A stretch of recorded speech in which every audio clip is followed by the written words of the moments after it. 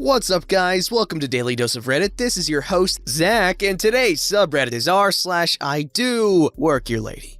Don't forget to like, subscribe, and hit that bell to never miss an episode. Alrighty, this story's called Random Person on Street Accuses Me of Kidnapping 6 Kids. So, backstory first. This happened a few years ago when I was 20 and working in youth or kids care. I was doing a social year after school where people can take a look into a job and actually work full-time hours for a year for basically no pay at all. I got $300 a month, but some actually get nothing. Usually, you have someone else help you with a lot of things and you are not the person taking responsibility even though over the year you gain some. Well, I was in a youth center, which is basically a center where young kids and teens can come in to relax after school. But we also offered first contact for mistreatments and such things. The place where I was only had me and my boss working there, so naturally, I had to do way more than other kids working in 300 to 400 employee companies,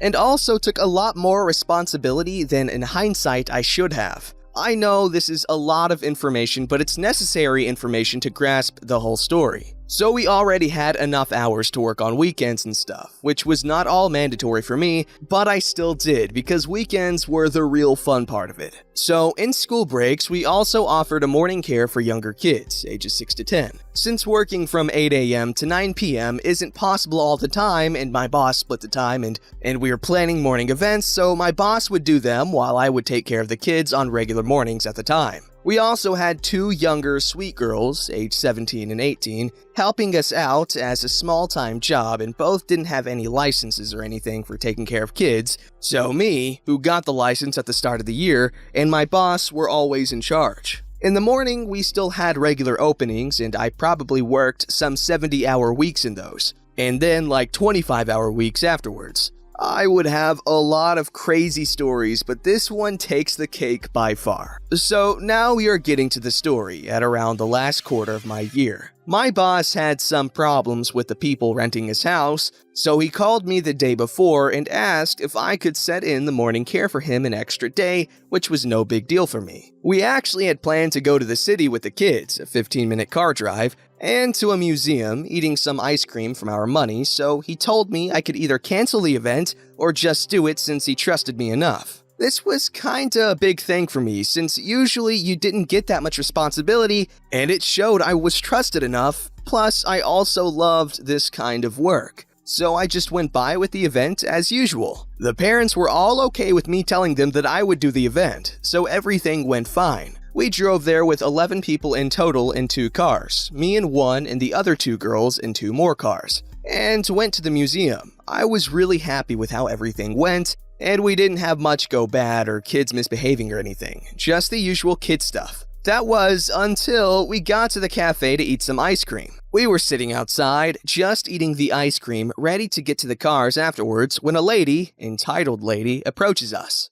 I did not see her immediately as I was busy paying for the ice cream, but Sweet Girl later told me she just came up, took a look at our group, and asked one of the younger kids where his parents were, to which the kid responded that they were at work. She then turned to Sweet Girl 1 and demanded to know what they were doing here and why she was alone with all those kids and why they were not in school. Well, Sweet Girl 1 had Sweet Girl 2 sit right on the other end of the table and explained that they were part of a youth care program and that the kids are on summer break. I never asked how the conversation turned out, but when I got to the table, entitled lady demanded to speak with the boss of the group, to which I turned to her and asked, "Excuse me, lady, I'm responsible for the group. What's the matter?" The lady just looks at me and then snaps. "There's no way you are responsible here. I'm calling the police right now. Someone this young can't take care of so many children," in a very impolite manner. So now I get this really bad feeling and signal to Sweet Girl to get the kids a bit away and out of hearing range as they could get words from entitled lady. I still try to be polite and say, "I'm sorry, but I indeed work for this place. We went to the museum today and are just preparing to get back to the center so that the moms can pick up their children. I would also appreciate if you could watch your manners as there are children nearby." Well, I thought that would end the conversation, but no. Entitled lady gets this ridiculous thought in her head and screeches, not loud but in a really annoying tone, "I don't believe you! With your face, you must be a kid diddler, and you have kidnapped these children.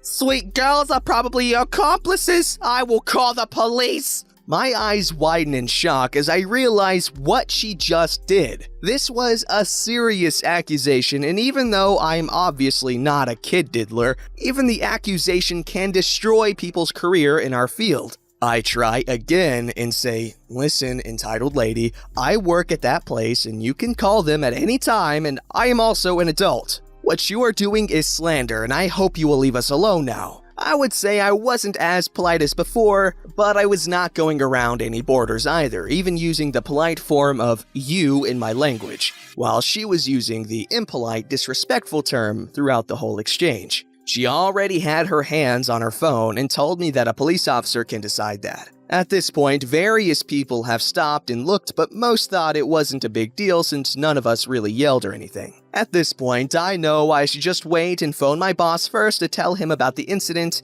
and then one of the moms to trigger a phone chain to announce that we will be later, but I will drop off their kids at their house if needed to. Well, officer comes up like 10 minutes afterwards and asked what is going on, to which entitled lady now screams in the middle of the street that I and sweet girls 1 and 2 should be arrested for kidnapping these 6 children. By now, a few people are standing by as the officer walks to me and asks what's going on. I tell him where I work and that the lady had been harassing me and the kids for almost 20 minutes now, including calling me a kid diddler and a kidnapper. The officer looks a bit uneasy and asks me if he can call my community's office, as this is a community service, so I am employed by the community, as well as seeing my ID. I comply, and a phone call later, it's all settled. The lady just tries to storm off, hearing this mumbling about how the parents are irresponsible for keeping their children in my care. This was time for awesome moms to appear. She apparently was in the city as she got called on the phone chain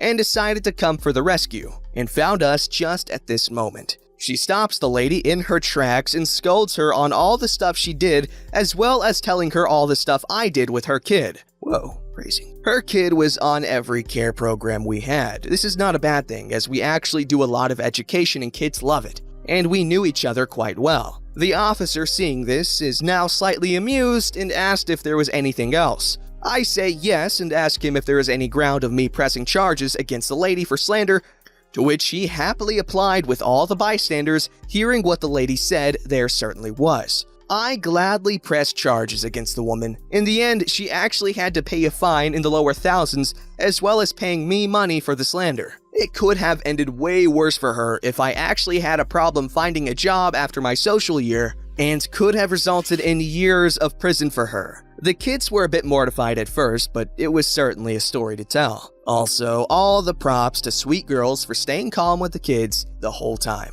I ended up giving them €20 vouchers for a clothing store for how they acted. I could probably tell a lot of stories on r/entitled parents or other stuff, but this was by far the most bizarre and disturbing things I ever witnessed. Who just comes up and accuses someone of kidnapping and being a kid diddler with nothing to base it on? But yes, I do, in fact, work here, lady. Yes, you guys want to be careful with throwing around the kid diddler accusations. Obviously, if there's a good amount of evidence that they are indeed a kid diddler, you should go ahead and report it for investigation. However, if you're just trying to ruin someone's life, well, that's a good way to do it. Plus, it's crappy because you're taking attention away from actual kid diddlers that need the attention so they can, go to jail. So my point is, think of the children, but not too much. I'm watching you.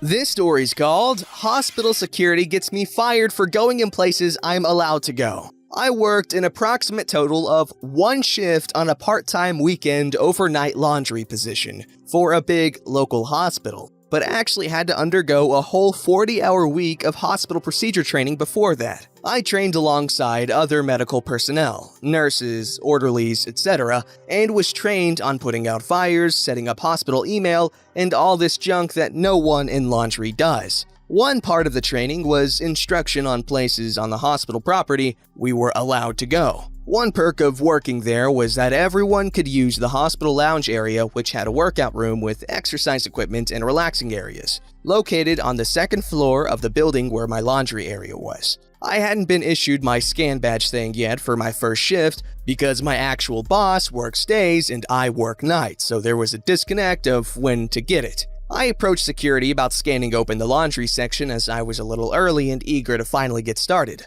I got a kinda side-eye sneer, but he later saw me working in the laundry area, so he knew my story was right. That shift there was a complex series of laundry machine buttons I needed to press, which I scribbled down hastily on some scrap paper. The next day, I show up early again and went to sit in a cafeteria area where the public is allowed. I sit down and remembered that I had the scribbled paper and want to rewrite it so it's clear to remember the buttons to press in which order, and to have the sequence more fresh in memory. Why they don't just have a sign for it is a mystery to me. So I reached for the pen I always carry, and I forgot it that day. I walk out to my truck to find a pen, nothing there either. I walk back in, and the place is deserted because it's about 11 p.m. So I go into the areas I'm allowed into, such as the lounge, exercise, and the lobby, looking for a pen to write with that I could borrow, and even make a kind of writing gesture in case they see me looking around on cameras. I didn't find one after maybe a few minutes of looking, so I gave up.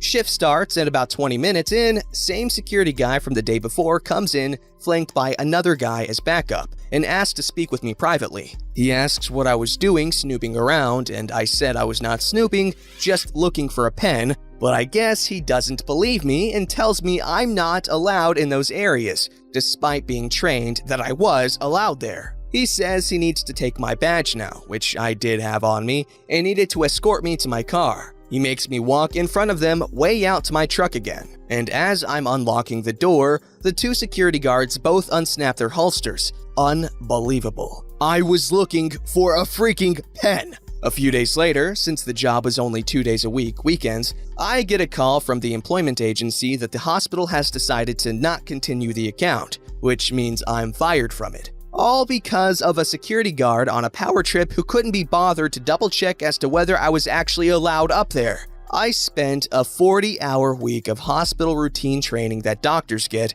in order to work a single 6-ish hour shift and then get unsnapped on when I look around for a pen to copy some notes on. Perhaps I dodged a bullet, in more ways than one, for not having to deal with that security chump anymore. Okay, I don't know how employment agencies work, but I'm pretty sure that is wrongful termination. So you can, with a clear conscience, sue a building that is taking care of sick people. And if I'm wrong, fire away in the comments, call me stupid, I don't care.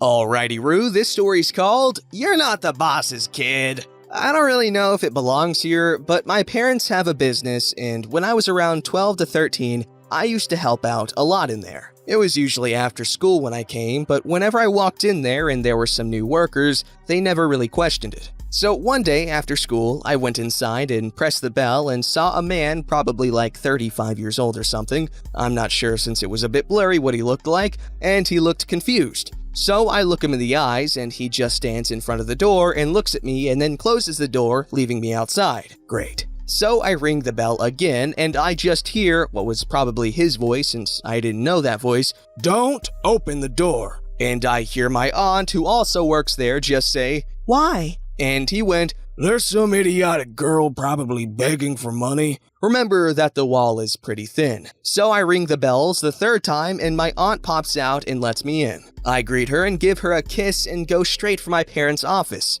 Exactly in front of their office, that guy was there again. He told me I couldn't go in because, "You can't go inside, they have a meeting." There was a window and my father sat in front of my mom because he probably needed help with some documents or something. My mom's pretty much the brain of the two, so I said, "I don't really think they're having a meeting because those are both my parents." "No, they aren't. I've seen their kids a lot of times since I've worked here since a long time." I didn't really remember how long he said, but it sure as heck wasn't believable. At this point, 12-year-old me didn't care anymore and I just went right in. I came in, my parents looked at me, tried to greet me, and then that worker just grabbed my arm and told them, "I'm really sorry, this kid just tried to steal from multiple workers already. I'll throw her out." My mom then told him to stop, which he already did, and told him, Don't you dare lie about my daughter stealing and then throw her out. He was shocked, looked at me. I already had my school ID in hand and had that baseball pitcher I was right smile. He stared at me in disbelief and stormed right out. My parents fired him. They afterwards bought some cake for the workers because he already stole some bags of rice, but they had no proof. Edit, a lot of you got confused about why he said I was stealing. I think he probably already stole stuff from the others. The only things I know about is the rice and a calculator because my parents didn't tell me when I was younger what was happening. So, when I was a little kid, my dad used to own businesses pretty much the entire time I was a kid. In case any of y'all haven't experienced this, but when you're a kid and your parents own businesses, it feels pretty baller to just be able to walk around and do whatever the hell you want, whenever you want, at this place where normally you wouldn't be able to do anything. However, I don't think I've ever had to deal with an employee not knowing who I... Actually, it might have actually happened a lot of times to the point where I don't really think it's anything of note in my mind, so I can't recall it. But one thing I can tell you is that I guarantee you OP here felt like the most bad of baseball pitchers because that right there is exclusivity. Don't forget to like, subscribe, and hit that bell to never miss an episode.